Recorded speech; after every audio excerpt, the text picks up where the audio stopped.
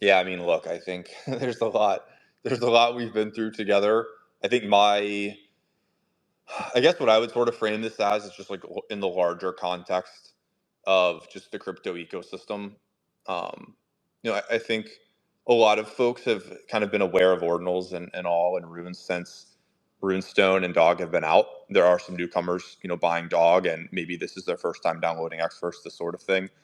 But I think the larger historical framing is just that Bitcoin was this like really incredible thing that got put into the world in 2009 and then wasn't very appreciated until around 2013. It started to maybe have a first headline in the New York Times. People were like, there's a currency on the internet. And then all of these kind of copycats called altcoins or shitcoins got created.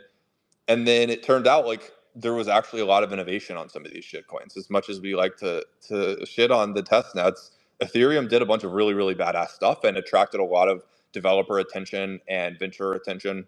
And a ton of really neat things came out of that and kind of stole the spotlight, I would say, away from Bitcoin in many regards for everything other than just the kind of currency store of value use case. So all of the exciting, just everything, the DeFi, the NFTs, the DAOs, I can come up with 100 more things, right?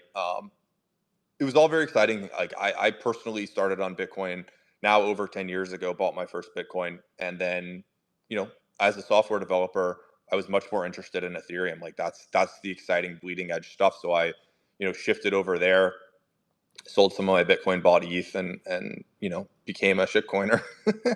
And yeah, that was the history of this stuff. Was like a lot of people really believed that Ethereum and Solana and like all of this like super scalable, super programmatic, programmable, mini use case, smart contracting blockchains. This was the future, and that Bitcoin was this kind of obsolete tech that largely was like kind of like dinosaur chain that like couldn't really do shit. It was like you can send your BTC from one address to another, and like literally that was it. Like this is not a joke. Like that was the general perception. And I meet this guy Casey Rodamore now about 2.5 years ago, and he's like pitching this insane idea of collecting satoshis and uniquely indexing and numbering satoshis.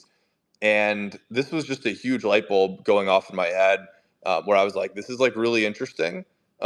I'm not sure how people would actually like to collect these or not, but like, Bitcoin, there's, I had known because I had collected the counterparty NFTs and like known that whole experiment that happened that like Bitcoin does have some of these like superpowers that people don't fully appreciate.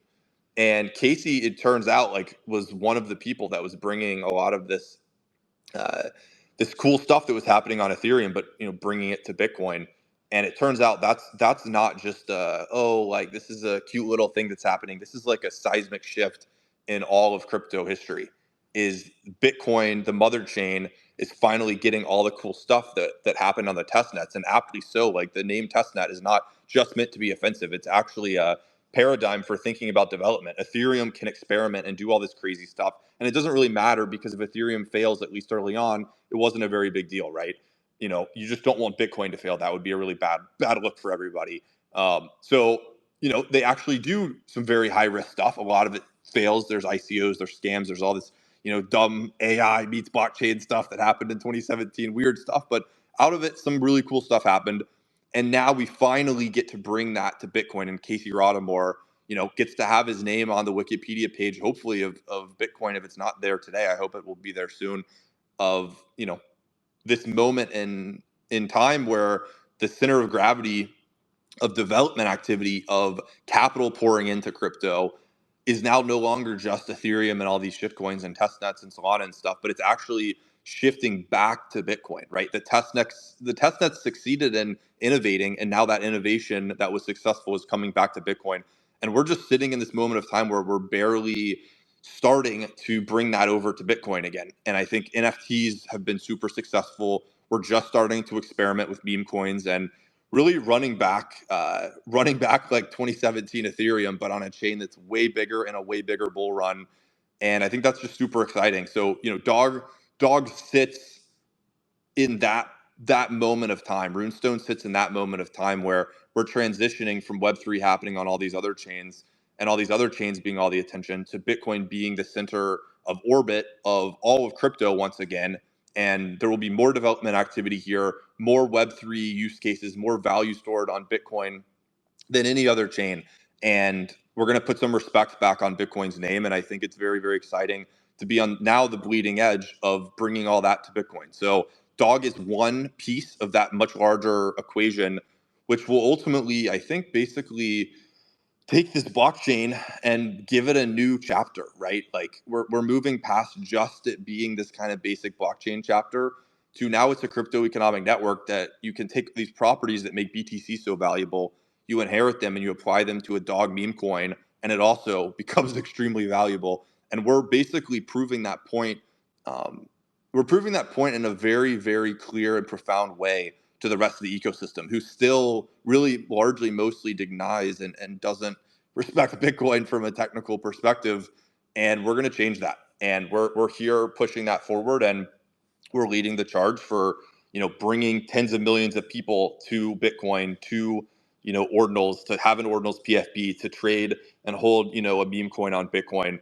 And like Dog is a really great onboarding mechanism. And this is not something that is necessarily like some genius revelation, guys. It's like I watched Elon Musk take Dogecoin and onboard a ton of people to crypto who would have never cared about a bunch of like weird nerdy arguments of why you need to hold ETH or something. And then I see Shiba Inu, all these people are like extremely excited about wanting to get Shiba Inu, and they were downloading, MetaMask and stuff, and it got MetaMask. Literally, this is not an exaggeration, millions of downloads. And I want Dog to do that to X First and Leather Wallet and Magic Eden Wallet and Unisat and all this stuff. And I want all of these builders in this ecosystem to have, I want the problem to not be that we're dead, but that we're too alive, that they can barely handle the millions of people doing Web3 on Bitcoin using their products. And I want us to have billion-dollar companies built here. I want us to have artists becoming super famous out of this ecosystem.